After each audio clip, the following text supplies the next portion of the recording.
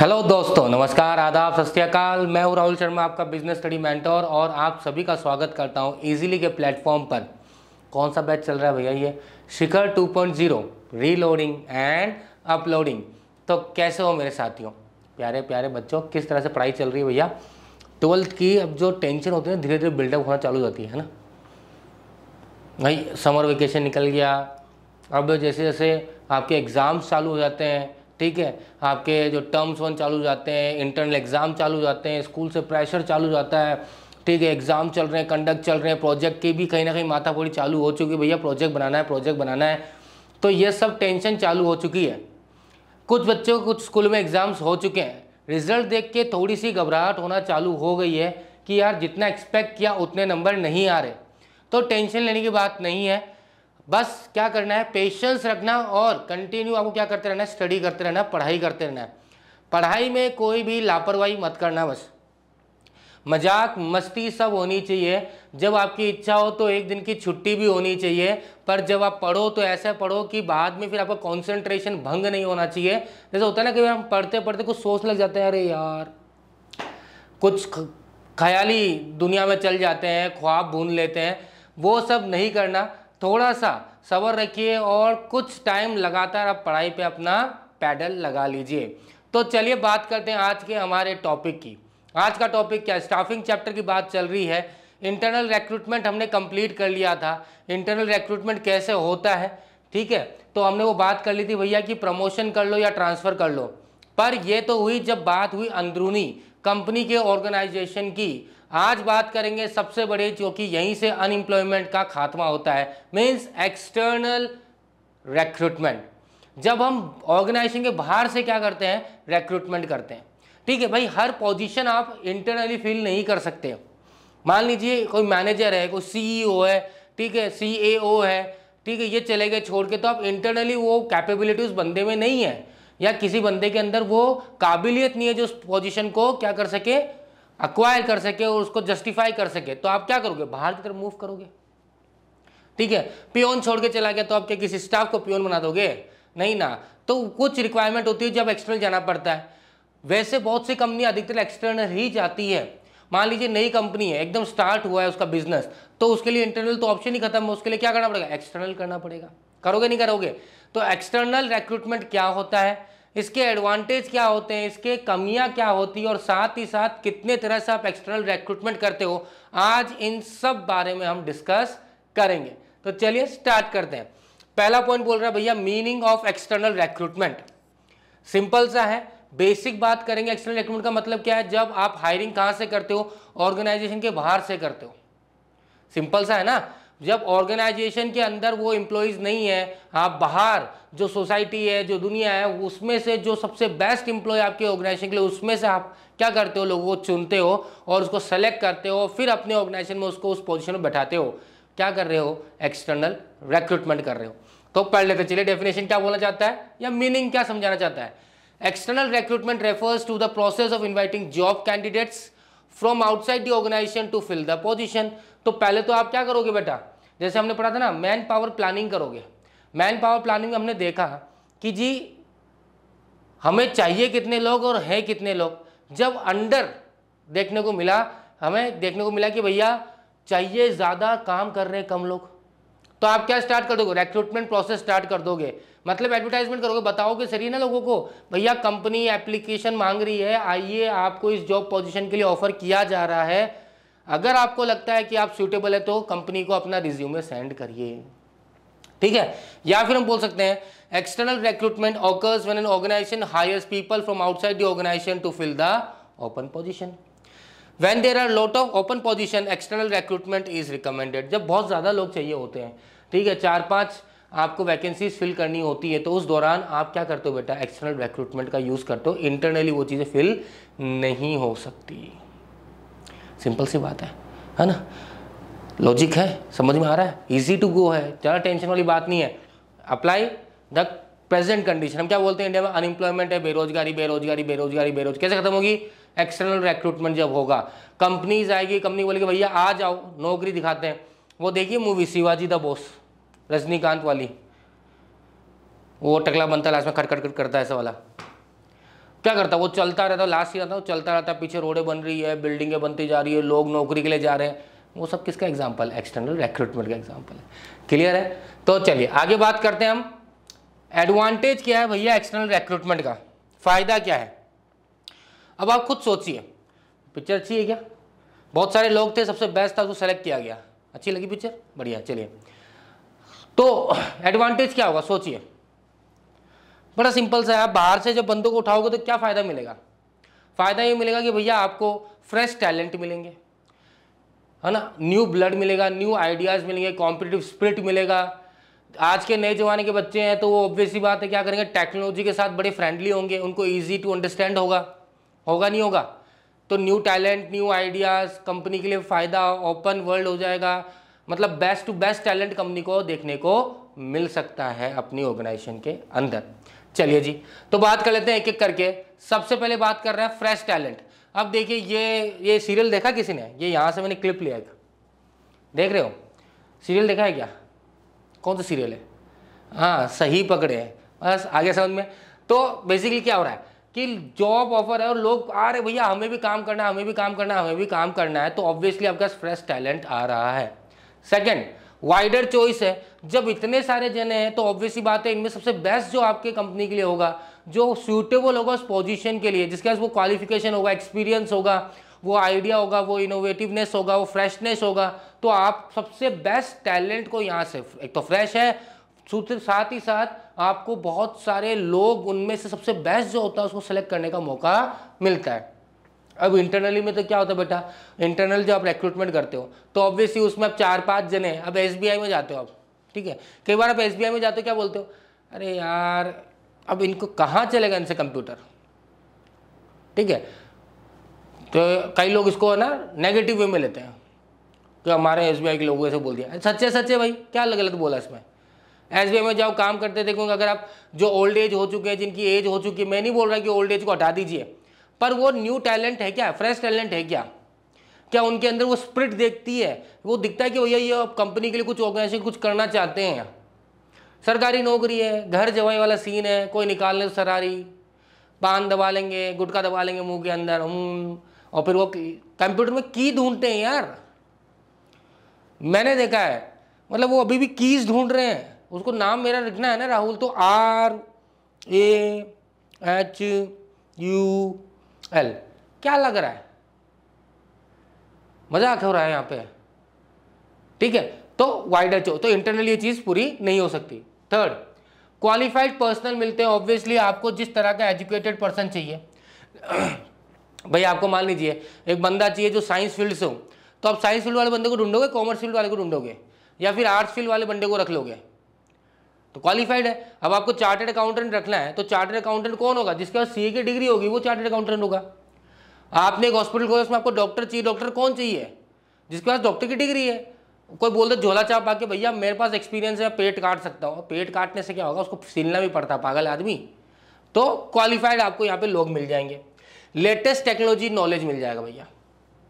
आज के ज़माने में जैसे अपग्रेडेशन कितना जल्दी हो रहा है, ठीक है ना भाई, मोबाइल्स आज अब देख रहे हो ना, कई बार मीम्स आते हैं कि जो आज के हमारे पेरेंट्स हैं, ठीक है, उनको इतना टेक्नोलॉजी या मोबाइल फ्रेंडली नहीं है, वो आज भी पूछते हैं यार ये व्हाट्सएप पे जो है ना ये कॉन्टैक्ट भेजना है कैसे भेजूँ, मेरे फादर पूछते हैं, मेरी मदर पूछती है, ठीक है, ये कौन फोटो जो है ना ये क्लियर नहीं है, इसको कैसे खींचूँ, व्हाट्सएप पे कैसे भेजूँ, ठीक है। या उनको कोई चीज़ ऑर्डर करनी होती है फ्लिपकार्ट वगैरह, यूट्यूब चलाना तो आता है, क्योंकि गाना चला लेते हैं खुद के, सुबह सुबह भजन तो चल जाते हैं, वो बाकी चीज़ें नहीं आती। कॉन्टैक्ट कई होगा, मेरी मदर आज भी कॉन्टैक्ट सेव करना नहीं आता। पर तो अब जो है टेक्नोलॉजी, अब जो जनरेशन आ रही है वो ऑटोमेटिकली अपडेटेड टेक्नोलॉजी भैया, खुद ही अपडेटेड है, पता नहीं कौन से वर्जन से आ रहा है, भगवान क्या वर्जन अपलोड कर रहा है उनके अंदर। मतलब जन्म होते भैया मोबाइल चाहिए, और मोबाइल में पता नहीं क्या क्या ही कर लेते हैं, खोल लेते हैं, अपन को भी कभी लगता है ये चीज़ें भी दिखे मोबाइल के अंदर, ठीक है। सो आज जो जनरेशन है वो लेटेस्ट टेक्नोलॉजी है। चाहे आप चैट जीपीटी की बात कर लो, आज चैट जीपीटी लोगों को पता है, एआई जितना चल रहा है, एआई के बारे में कितना नॉलेज है लोगों को आज सब पता है, ठीक है। तो this house goes the thing. Next अगर हम बात करें, कॉम्पिटिटिव स्पिरिट होता है, ठीक है, मतलब कहीं ना कहीं आगे बढ़ने की कोशिश होती है, एक दूसरे से कहीं ना कहीं कंपैरिजन होता है, तो जो सही साबित कर देगा वो जीत जाएगा, तो दूसरा सोचेगा यार मैं क्यों नहीं कर सकता, मैं भी करूंगा, तो इससे क्या होगा, हेल्दी कॉम्पिटिशन होता है। देखिए यहाँ पे मैं रॉन्ग कंपटीशन के बारे में नहीं कह रहा कि आ डिशूम जो हमारी पुरानी मूवीज़ में आवाज़ निकलती थी ना, आवाज़ कैसे निकलती थी। आज तो लड़ाइयाँ होती है तो थोड़ी रियलिस्टिक आवाज़ लगती है ना, टेक्नोलॉजी डेवलप हो चुकी है। पहले जो मिठुन दा और वो लड़ते थे तो आप भिशुम, अबे क्या भिशुम चल रहा है, ठीक है। और गोलियों की आवाज़ देखते थे कैसे आती थी।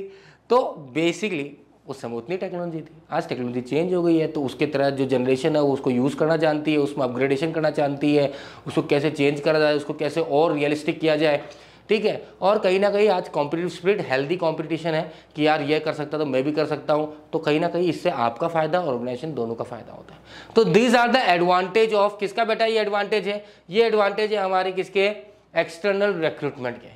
अब वही बात है, जब फायदे हैं तो नुकसान भी होंगे ही होंगे। क्या नुकसान है, पार्ट कर लेते हैं। दैट इज डीमेरिट्स और लिमिटेशन और disadvantage of external recruitment. Obvious बात है, pros and cons are the part of everything.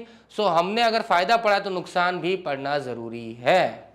चलिए जी, पहला नुकसान, the moral of existing employees goes down और फॉल।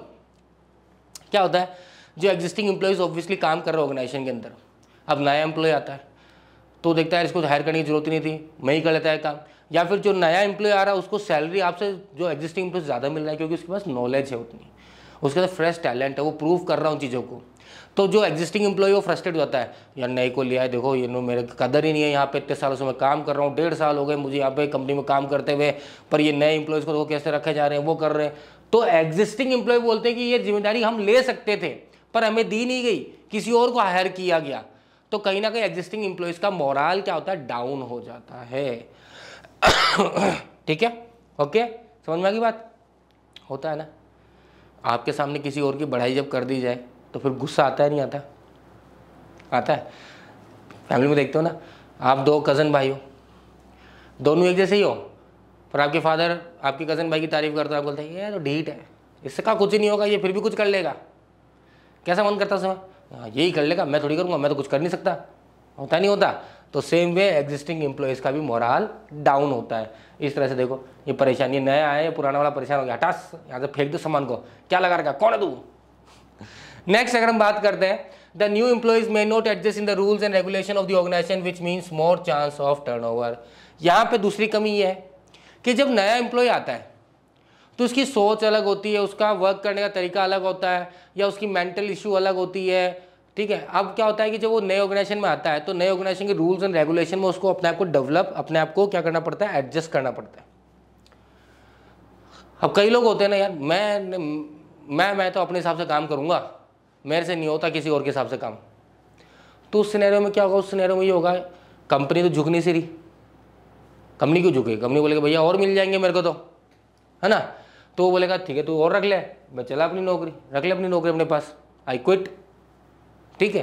तो इस केस में क्या हुआ कि जब नए एम्प्लॉयज आते हैं, अगर वो ऑर्गेनाइजेशन में एडजस्ट नहीं कर पाते, ऑर्गेनाइजेशन के रूल्स, उसके कल्चर, उसका वर्क वे ऑफ वर्किंग में एडजस्ट नहीं कर पाते, तो फिर वो वहाँ से चले जाते हैं, छोड़ देते हैं जॉब वो, है ना। कुछ लोग तो 10 दिन में छोड़ देते हैं, कुछ लोग महीना भर, चलो अब आए तो महीना भर की सैलरी तो लेके तो जाए कम से कम, पर मज़ा नहीं है, इस ऑर्गेनाइजेशन में काम नहीं होगा, मैं यहाँ पे क्या नहीं हो सकता, एडजस्ट नहीं हो सकता। तो इससे क्या होगा, ज़्यादा टर्नओवर होंगे, लोग छोड़ के जा रहे हैं, फिर आप नया हायरिंग करोगे, अगर वो बैठ गया ठीक है, नहीं बैठा तो वो भी चला जाएगा, फिर हायरिंग करोगे, तो हायरिंग का प्रोसेस चलता ही रहेगा। कुछ स्कूल्स हैं जहाँ मैंने काम किए हैं, ठीक है, तो वहाँ मैंने देखा कि वहाँ की मैनेजमेंट स्किल्स इतनी ज़्यादा वाहियात थी, वाहियात, है ना। कुछ बच्चे जो मुझे जानते हैं बेसिकली, जिनको मैंने पढ़ाया भी है, ठीक है, तो कुछ स्कूल्स की मतलब मैनेजमेंट इतनी वाहियात थी कि वहाँ पे साल भर में पूरा स्टाफ ही बदल जाता था। मतलब 1 साल कंप्लीट हुआ, नेक्स्ट एकेडमिक ईयर चालू हुआ, पूरा स्टाफ ही दूसरा, पूरे टीचर्स ही दूसरे। क्यों? क्योंकि पहले परेशान, भैया नहीं हो पा रहा, इस मैनेजमेंट काम नहीं कर पा रहा, यहाँ एडजस्ट नहीं कर पा रहा। कुछ स्कूल है, कईयों के स्कूलों में एडवर्टीजमेंट देखता रहता हूँ पेपर के ऊपर, हर 6 महीने 3 महीने में उनका एडवर्टीजमेंट आता है, भाई ये टीचर चाहिए, फलाना टीचर चाहिए, फलाना टीचर चाहिए। अरे बाकी टिक क्यों नहीं रहे, कहाँ चले जाते हैं। तो कहीं ना कहीं मैनेजमेंट की गलती होती है, और कहीं ना कहीं यहाँ पे की समस्या भी जनरेट होती है। Next, it is expensive to invite outsider apply for a job, companies have to bear the heavy burden of advertising। अब छोटे मोटे जो होते हैं ना, जो छोटी लेवल के लिए आपको मतलब मान लीजिए पियोन चाहिए, स्वीपर चाहिए, अनस्किल्ड वर्कर चाहिए या अनस्किल्ड एम्प्लॉयज़ चाहिए, तो उसमें जितना एडवर्टाइजमेंट का खर्चा नहीं होता। पर जहाँ पे आपको एक अच्छे लेवल पे, एक हाई पोजीशन पे अगर आपको क्या चाहिए, बंदे चाहिए, सीईओ लेवल के चाहिए, अकाउंटेंट लेवल का, चार्टर्ड अकाउंटेंट, सीए वगैरह चाहिए, ठीक है, क्वालिफाइड, एक्सपीरियंस्ड और स्किलफुल होना चाहिए, तो वहाँ पे कंपनी को खर्चा करना पड़ता है एडवर्टीजमेंट का बेस्ट सेलेक्ट करने के लिए। तो जितना छोड़ के जाएंगे उतनी बार एडवर्टाइजमेंट करते रहो, तो पैसा लगेगा नहीं लगेगा? लगेगा ना। Next, lengthy and time consuming process. ऐसा नहीं कि एडवर्टाइजमेंट दिया और कल ही आपके सामने आके खड़े हो गए, हेलो भैया हम आ गए, जिन थोड़ी है, हुकुम मेरे आके क्या करना है बताइए, वो थोड़ी होगा, नहीं होगा ना। तो लेंदी एंड टाइम कंज्यूमिंग प्रोसेस है। तो एक्सटर्नल रिक्रूटमेंट के फायदे भी हैं और नुकसान भी हैं, ठीक है। अब इनका बैलेंस करना जरूरी है और ऑर्गेनाइजेशन को बैलेंस करना पड़ता है। टीसीएस एक नाम है, टाटा कंसल्टिंग सर्विस, उसके लिए बोला जाता है भैया ये एक तरह से प्राइवेट नौकरी है, पर प्राइवेट नहीं है, सरकारी नौकरी है। वहाँ पे हर चीज़ की, हर एम्प्लॉयज़ की जो वैल्यू है बहुत ज़्यादा मानी जाती है, ठीक है, उनका काफ़ी ध्यान रखा जाता है। तो वहाँ पे कोई अगर एम्प्लॉय लग जाता है, वहाँ पे कोई पर्सन अगर काम करता है, तो वो छोड़ के नहीं जाना चाहता ऑर्गेनाइजेशन को, क्योंकि उसकी मैनेजमेंट लेवल ऑफ थिंकिंग या मैनेजमेंट जो है उसका इतना शानदार है कि एम्प्लॉयज़ को वो एक तरह से मतलब गॉड की तरह ट्रीट करते हैं। जैसे एक बोलते हैं ना कस्टमर आर किंग, वैसे वो बोलते हैं the employees are king of us, यही है तो ही हमारा ऑर्गेनाइजेशन रन कर रहा है। तो वहाँ पे उन्होंने उस वे से इस चीज़ को रिड्यूस, ये नेगेटिव जो था उसको रिड्यूस कर दिया और पॉजिटिव का यूज़ कर लिया। क्लियर है? आगे बात समझ में? चलिए जी, तो अब बात आती है भैया types of external recruitment. External recruitment कैसे कैसे कर सकते हैं। हमने एक्सटर्नल रिक्रूटमेंट की मीनिंग तो समझ लिया, हमने उसके एडवांटेज के बारे में पढ़ लिया, हमने उसके डिसएडवांटेज के बारे में पढ़ लिया। अब बात करते हैं कि एक्सटर्नल रिक्रूटमेंट कितने टाइप के होते हैं। चलिए जी, सबसे पहले बात करें टाइप्स ऑफ एक्सटर्नल रिक्रूटमेंट में। सबसे पहले होता है डायरेक्ट रिक्रूटमेंट। अब डायरेक्ट रिक्रूटमेंट क्या है बेटा, नॉर्मली अगर आपने कहीं देखा होगा, ये तो वैसे एग्जांपल लिया मैंने, ठीक है। होता क्या है कि आप किसी ऑफिस बिल्डिंग्स वगैरह में जाते हो, जैसे एंटर करते हो तो वहाँ पे एक आपको बोर्ड मिलता है, नोटिस बोर्ड, है ना। उस नोटिस बोर्ड के ऊपर लिखा होता है we need a receptionist, we need a sweeper, we need a peon. तो ये होता है organisation pays the notice at the gate of their office और factory regarding the vacant job position suitable for unskilled job position. Unskilled या फिर ज़्यादा skill की requirement नहीं होती, रिसेप्शनिस्ट चाहिए, टेलीकॉलर चाहिए, स्वीपर चाहिए, पियोन चाहिए, ऑफिस बॉय चाहिए। इसकी तरह आपने नोटिस देखा होगा, है ना, देखा होगा ना भाई। आप किसी बिल्डिंग के अंदर एंटर करते हो तो वहाँ पे नोटिस बोर्ड होता है, या किसी कंपनी में एंटर करते हो तो वहाँ पे भी नोटिस बोर्ड होता है। नोटिस बोर्ड में लिखा होता है वैकेंट पोजीशन, इन चीज़ों के लिए। पर बेसिकली अनस्किल्ड जो होते हैं उनके लिए यूज़ किया, या अनस्किल्ड जॉब के लिए ये डायरेक्ट रिक्रूटमेंट मेथड यूज़ किया जाता है। Types of recruitment of external recruitment. Second, casual caller. इससे मैं बड़ा वाकिफ़ हूँ क्योंकि ये साथ मेरे भी हुआ है। क्यों हुआ, इसका रीज़न देखिए, कोविड था, कोविड से पहले तो बड़ा शानदार लाइफस्टाइल थी, बड़ी शानदार अपनी खुद का बिजनेस वगैरह सब रन कर रहा था। कोविड आया, सब खत्म हुआ, बहुत सारे लोगों के साथ हुआ है। उन जो काम करते थे उनको ख़त्म करना पड़ा, वो दूसरे काम में शिफ्ट हो गए अपने आप को, ठीक है, करना पड़ा, लाइफ का पार्ट है। एंड लाइफ आपको क्या सिखाता है, लाइफ क्या सिखाता है कि nothing is permanent, everything is temporary. कुछ भी परमानेंट नहीं है बेटा ज़िंदगी में, सब कुछ टेम्पररी। आज ये है, आज बुरा समय है तो कल अच्छा समय होगा, आज अच्छा समय है तो बुरा समय भी आएगा, और आपको अपनी ज़िंदगी इसी तरह से गुजारनी है। ये मत सोचना कि अच्छा समय चल रहा है तो अच्छा ही चलता रहेगा, बुरा भी आएगा, और बुरा चल रहा है तो ये मत सोचना कि मेरी ज़िंदगी बुरी बर्बाद हो गई। नहीं, मेहनत करते रहिए, अच्छा समय भी आएगा। तो बात है कैजुअल कॉलर की। तो उस समय में काफ़ी जो था कोविड के अंदर काफ़ी लोगों ने अपने जॉब्स, अपनी जो बिज़नेस था उसको शट डाउन करना पड़ा, जॉब लूज़ हो गई लोगों की, घर बैठा हुआ था और कुछ करने को था नहीं। तो फिर मैंने भाई रिक्रूटमेंट अब क्या करेंगे, बैठे बैठे टाइम तो क्या करेंगे भाई, सैलरी तो चाहिए ना, इनकम तो चाहिए अपने घर को रन करने के लिए। तो क्या करता, जब थोड़े से कोविड ख़त्म हुआ, थोड़ा वेव डाउन हुआ और ऑर्गेनाइजेशन ओपन हुई, तो मैं अपना रिज्यूमे ले लेके कंपनी के पास जाता, ठीक है। एजुकेशन सेक्टर में भी गया, अकाउंटेंट के रूप में भी गया, इंश्योरेंस एजेंट के वाले के पास भी गया, भैया यहाँ फील्ड वर्क में दे दो, कोई बात नहीं, कोई ऐसी बात नहीं है, ठीक है। ऐसा नहीं कि मैं एजुकेटर हूँ तो मैं सिर्फ पढ़ाऊँगा ही, तो समय के हिसाब से बदलना पड़ गया। तो मैं यहाँ तक भी चला गया भैया कि इंश्योरेंस एजेंट या इंश्योरेंस के लिए कोई आपको फील्ड वर्क के लिए रिक्वायरमेंट हो, कोई इंश्योरेंस वगैरह किसी को ख़रीदना हो, उसके पास पेपर कलेक्ट करने जाना हो, तो उस जॉब के लिए भी मैंने अप्लाई कर दिया था। तो हुआ क्या, मैं जब कंपनी जाता तो वहाँ पर रिसेप्शन जाता, भैया मैम कोई वैकेंसी है क्या, तो वो बोलते नहीं सर अभी वैकेंसी नहीं है, पर आप अपना रिज्यूमे यहाँ पे दे जाइए, अगर आगे वैकेंसी होगी तो हम आपको बुला लेंगे। It means what I was a casual caller at that time. Means most of the large organization maintain an application file of pending application which the job seeker leaves at the reception. Sometimes the applicant which were not selected in the selection process are also kept in the application process.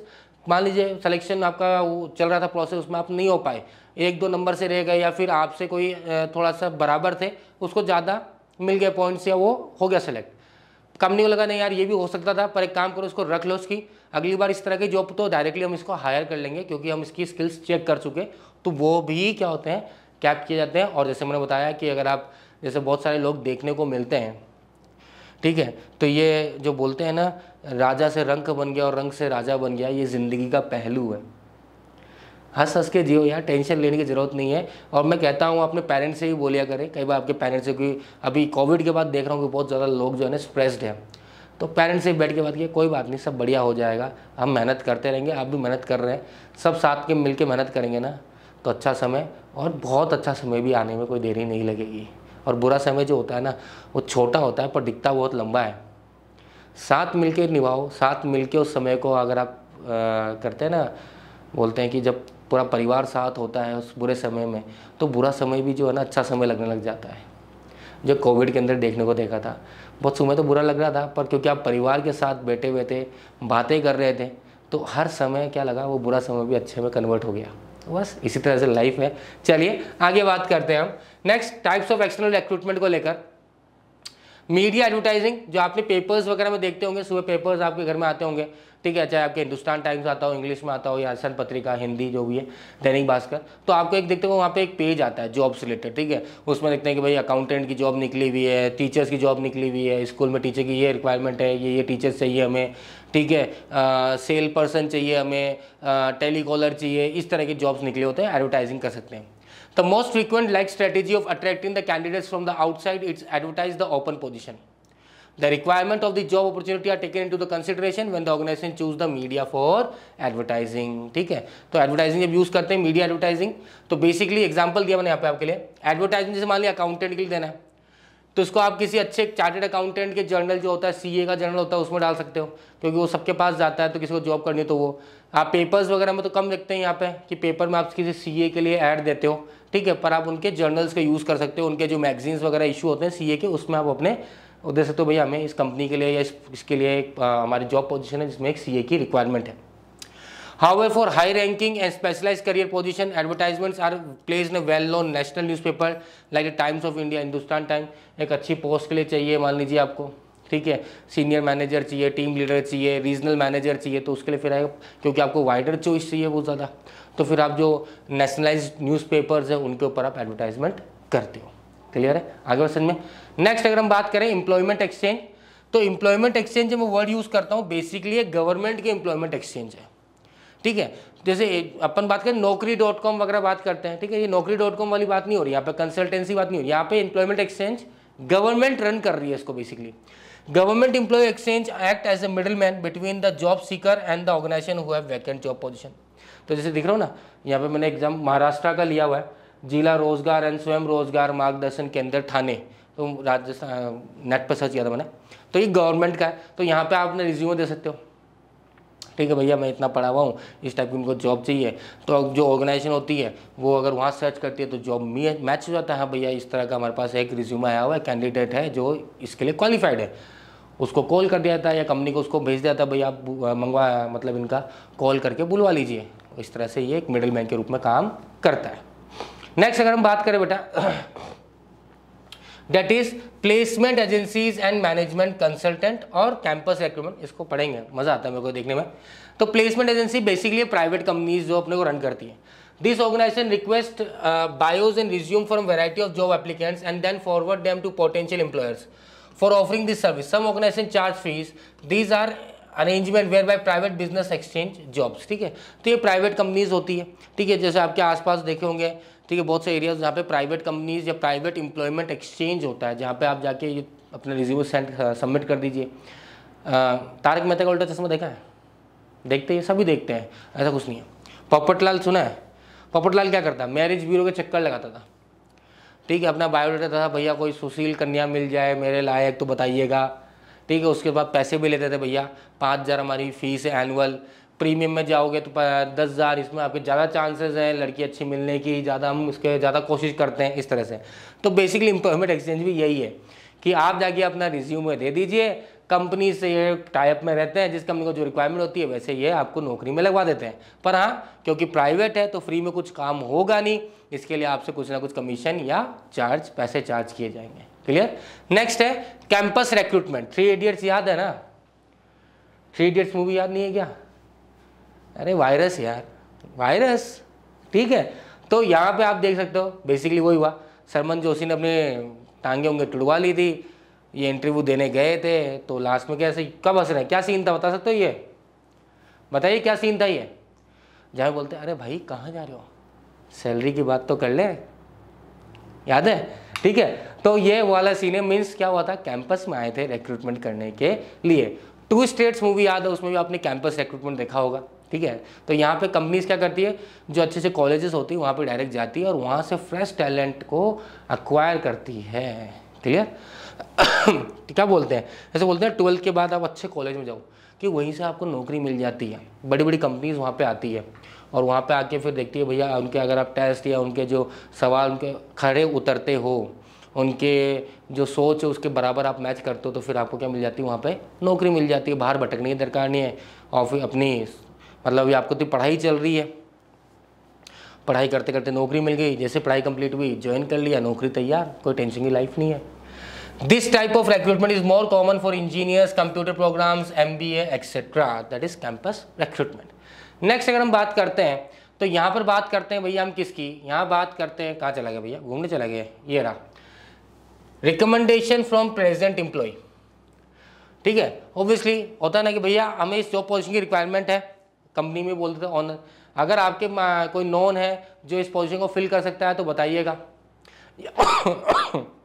या मान लीजिए आप कहीं पे नौकरी के लिए जा रहे हैं तो उस कंपनी के अंदर ही कोई आपका नॉन है, फ्रेंड है, कोई भी है जो नॉन है, तो वहाँ पे लिखा था रेफरेंस ऑफ एम्प्लॉइज, कि आप किसी पर्सन को यहाँ पे जानते हैं जो ऑलरेडी कंपनी के अंदर काम करते हैं, तो अगर आपको पता है तो एम्प्लॉय ID वगैरह। तो इससे फ़ायदा ये मिलता है कि कंपनीज को ज़्यादा प्रीफर करती है। सॉरी, कंपनी ज़्यादा प्रीफर क्यों करती है? ऑब्वियसली जिस बंदे का आपने नाम लिया, मान लो वो कंपनी में काम कर रहा है, तो कंपनी उस बंदे को ऑलरेडी जानती है, तो आपको हायर करने में कंपनी को टेंशन ये नहीं होगी कि यार चलो कोई तो नॉन है, अगर ये गलत काम करेगा तो हम इसको बोल सकते हैं कि भैया ये तो आपके नॉन है, ऐसा कर दिया इन्होंने। किसी को पॉइंट आउट करने के लिए कंपनी मतलब मिल गया कंपनी को। सिंपल सी बात है ना भाई, आप कहीं भी जाते हो तो आप अपना परिचय देते हो, आप अपना परिचय दो, फिर आप अपने को बोलते हो भैया मेरे को उसने भेजा है, भैया उस फलाने ने मेरे को भेजा है, तो सामने वाला अच्छा हाँ हाँ हाँ अरे यार वो तो बड़े मस्त आदमी है, वो बताओ क्या मदद करनी, वो आपकी मदद कर दे। क्यों? क्योंकि उनको रेफरेंस मिल जाता है। ठीक है। तो उसके भरोसे वो आपको भी वैसे जज करते हैं, यार वो अच्छा आदमी, तो आप भी अच्छे ही होगे, होना भी चाहिए, ऐसा नहीं कि उसका फायदा उठाओ। ठीक है। तो that is employees recommendation. Many companies encourage their employees to provide the names of their friends, family members and other well-known individuals to fill the open position. Organizations like recommendation because they can rely on current employees' good faith. They can reach out to them if there any issue with the new employees. तो recommendation दिया तो वो old employees को जानते हैं जो already काम कर रहा है, अगर कुछ गड़बड़ी होती है तो बेचारे के पास जाके भैया क्या कर रहा है यार, किसका नाम दे दिया तूने यार, रख लिया है, परेशान कर रहा है मेरे को। तो यहाँ पे आपको समझाने के लिए भाई तू जाके बात कर, उसको करना है नहीं करना जॉब यार, कोई परेशान हो रहा है। ठीक है, इस तरह से। नेक्स्ट लास्ट अगर हम बात करते हैं, लास्ट नहीं है अभी और है, लेबर कॉन्ट्रैक्टर। अब लेबर कॉन्ट्रैक्टर, हाँ देखो जॉब ऐसे खड़े यार है क्या बिड़ू, वो देखते हैं ना उसको, अक्षय कुमार हेरा फेरी में ऐसे बाहर खड़ा रहता है, ऐसे करके चश्मा ला गया ऐसा वाला। तो लेबर कॉन्ट्रैक्टर भी थोड़ा सा टेंशन में ही होता है। तो बेसिकली होता है क्या, ये बंदा यहाँ पे काम कर रहा होता है, इसके गांव में जो होता है ना, इसके सारे जानकार होते हैं। ठीक है, गांव वाले इसके पास आते रहते हैं, भैया कोई नौकरी वोकरी मिल जाए तो बता देना यार, शहर में काम कर लेंगे, बच्चे बच्चे पाल लेंगे यार, गाँव में तो कहीं कमा हुआ है, कहीं कमाई को नहीं हुआ है, खेती बाड़ी भी बार काम को नहीं, 6 महीना काम बचा है, खेती बाड़ी खत्म होगी। ठीक है, मतलब खेती बाड़ी का टाइम चला गया, अब करना नहीं है, अब खर्चा भी तो चाहिए। तो बोलता हाँ हाँ अगर होगा तो बताऊँगा। तो ये जो कॉन्ट्रैक्टर होता है ये शहर में रहता है, अब किसी बिल्डिंग में काम करना है, किसी फैक्ट्री में काम करना है, तो उसके नॉन तो ही इसको बोलते हैं भैया हमें 50 एम्प्लॉय चाहिए, हमें 10 चाहिए, तो ये फ़ोन करता है, अरे कालू सुन रहे हैं क्या, हाँ काल आ जा, हाँ नौकरी हो जाइए आ जा, तो भाई बेचारा चल देता है। और वहाँ इनको नौकरी मिल जाती है। That means labour contractor. Jobbers and contractors are those who maintain contact with the labour in village and rural areas. Whenever there is a need for a labor in a factory or in a building site, they bring the labor from the village and provide it to the businessman. For this, the contractor charge commission. This is appropriate source for unskilled employees. तो obviously contractor free में तो काम करेगा नहीं, भैया मैं ला दूंगा 50, उसके कुछ दे दो कमीशन, दोनों से कमीशन मांगेगा भैया, जिसकी जॉब लगाई उसकी और जिसको वर्कर चाहिए उसको प्रोवाइड कर रहा है उससे भी क्या मांगे, कमीशन मांगेगा। क्लियर है आगे बस, ठीक है चलिए। Advertising on television and last कौन सा बचा हमारा, web publishing, that is naukri.com। तो देखा है ना, जाके अपना रिज्यूमे फिल कर दीजिए, नौकरी, लिंक्डइन, वेब पब्लिशिंग है सब, ठीक है ना। आज की तारीख में लिंक्डइन बहुत चलता है। लिंक्डइन में आप अपना ला रही है ओपन फॉर जॉब, अपना हेडिंग डाल दीजिए और आप किसके लिए जॉब, किस तरह का जॉब ढूंढ रहे हो, आपका पोर्टफोलियो क्या है, आप किस तरह के, आपका एक्सपीरियंस क्या है, हर चीज़ डिटेल डाल दीजिए। कंपनी सर्च करती है लिंक्डइन पे, अगर आपको मैच हो जाता है तो कंपनी आपको डायरेक्ट ऑफर कर देती है। लिंक्डइन खुद बताता है भाई इस तरह का जॉब जो आपसे मैच कर रहा है, इस तरह के जॉब्स अवेलेबल हैं मार्केट के अंदर। Advertising on television, many company encourage their employees to provide the names of their friends, families, members and other well known individual to fill the तो ये जो एडवर्टाइजिंग ऑन टेलीविजन जो होता है, इसमें बहुत सिंपल सा है, इसमें कुछ नहीं करते हम। इसमें क्या करते हैं भैया, जैसे नेवी वगैरह आप देखते हो, ठीक है, कि नेवी का जो बंदा है या नेवी वाले ऐड नहीं आते, आप देखते हो कि इंडियन नेवी जो है अब आपके लिए एडवर्टाइज वो लेकर आई है जॉब पोजीशन। अगर आप जुझारू हैं देश के लिए और आप कुछ कर दिखाना चाहते हैं तो इंडियन नेवी में अपना फॉर्म फिल कर दीजिए, फॉर्म तारीख होगा इतनी तारीख को ओपन हो जाएगा। So that is Indian navy. या फिर वो टेलीविजन में जिस तरह के ऐड आते देखे होंगे, एयरफोर्स के ऐड आते देखे होंगे आपने इंडियन अपने टेलीविजन के ऊपर। और naukri.com जो है वो वेब पब्लिशिंग के रिलेटेड बातें करता है। क्लियर कि वेब पब्लिशिंग जो होती है, जो अब naukri.com हो गया, monster.com हो गया, लिंक्डइन हो गया, तो ये सब चीज़ें होती है जहाँ पे आप क्या कर सकते हो, अपना प्रोफाइल अपडेट कर सकते हो। कंपनीज यहाँ पे आके डालती है भैया हम इस तरह के वर्कर्स को या इस तरह के एम्प्लॉयज़ को हम ढूंढ रहे हैं, तो आप उनके लिए अप्लाई कर सकते हो। Is it clear? आगे बात समझ में। तो यहाँ पे जब बात करते हैं तो ये हमारा हो गया भैया क्या, लास्ट फैक्ट्री गेट। और फैक्ट्री गेट जो होता है ये तब होता है जब बहुत ज़्यादा अनएम्प्लॉयमेंट फैल चुकी होती है, तब का इसका इस्तेमाल किया जाता है। Many job searchers occasionally inquire about open employment in the factory for workshop at the factory gate. Direct जाके भैया किसी वो हेल्पर की रिक्वायरमेंट है क्या, डायरेक्ट पूछ लेते हैं, ठीक है। मैनी जॉब सीकर जो इकट्ठे हो जाते हैं इंडस्ट्रियल गेट पे to offer their service in the factory during the period of extreme unemployment. तो यहाँ पे डायरेक्टली खुद ही चल जाते हैं भैया, फैक्ट्री गेट पे खड़े होते हैं, भैया किसी लेबर की रिक्वायरमेंट है, हेल्पर की ज़रूरत है क्या, भैया मैं ये काम कर सकता हूँ अगर इसकी रिक्वायरमेंट है क्या। तो वाली बात है भाई, देखो ऐसा है ज़िंदगी ना कभी पलट सकती है, तो ज़्यादा घमंड नहीं करना चाहिए हमें ज़िंदगी में। कई लोग बहुत घमंड करते हैं, मैंने ये कर लिया अपनी ज़िंदगी में, 25 साल की उम्र में ये हो गया, 30 साल की उम्र में ये हो गया। अरे यार कर लिया, ऐसा घमंड क्या करना, घमंड नहीं करना चाहिए। दिन कब पलट जाएंगे पता भी नहीं चलेगा और कब फैक्ट्री गेट के बाहर खड़े होना पड़ जाएगा। और खड़े भी हो गए तो उसमें कोई शर्म की बात नहीं है। पेट में जब भूख लगती है ना तो आदमी कहीं भी खड़ा होने को तैयार हो जाता है, क्योंकि पेट की भूख बड़ी गंदी भूख होती है। आपकी भूख एक बार आप शांत भी कर लो, पर आप अपने परिवार को देखते हो और वो जब भूख से तड़पते हैं ना, वो दिन बड़ा ही कठिन होता है। तो कैसे भी दिन आ सकता है। तो यहाँ पे वो बता रहा है कि जब बहुत ज़्यादा अनएम्प्लॉयमेंट होती है और लोगों को नौकरी की रिक्वायरमेंट होती है तो वो चले जाते हैं भैया फैक्ट्री में जाके। भैया कोई भी काम हो, रात को यहाँ पे ध्यान रखने का काम हो, गाड़ी साफ़ करने का काम हो, ठीक है, पोछा लगाने का काम हो, कुछ भी हो, उसके लिए वो चले जाते हैं। That is factory gate option, ठीक है। External hiring is also appropriate for low skill role, sweepers, peon, machine operator वगैरह, इन सब चीज़ों के लिए। तो हमने क्या कंप्लीट कर लिया, एक्सटर्नल रिक्रूटमेंट पूरा कंप्लीट कर लिया और कुछ चीज़ें सीख भी ली कि घमंड नहीं करना, समय कब अच्छा आएगा कब बुरा आएगा। और इससे एक अच्छी बात, जब इसको ख़त्म करने जा रहा हूँ, क्या बोलना चाहता हूँ, ये बात ज़रूर ध्यान रखना बेटा, फ्री में मिली हुई चीज़ कभी नहीं लेनी, ठीक है। ये ध्यान रखना, जो भी चीज़ फ्री में मिलती है ना वो दुगने दाम पे आपको वापस चुकाना पड़ता है। ज़िंदगी का सबसे बड़ा सबक है, जब भी खरीदो कुछ भी लो अपने दम पे, अपने पैसों पे, ना तो उधारी में ना फ्री में। क्योंकि जब भी कोई चीज़ फ्री में मिली है ना वो कभी फ्री में आई नहीं है, वो हमेशा कुछ ना कुछ आपके साथ लेकर गई है। तो ये बात हमेशा ध्यान रखना। तो फ्री को भूल जाओ, अपने आप, अपनी काबिलियत और अपने दम पे विश्वास रखिए। तो अगली क्लास में फिर मिलेंगे नए टॉपिक के साथ। Till then take care, bye bye, शब्बा खैर, taking sign off from me Rahul Sharma.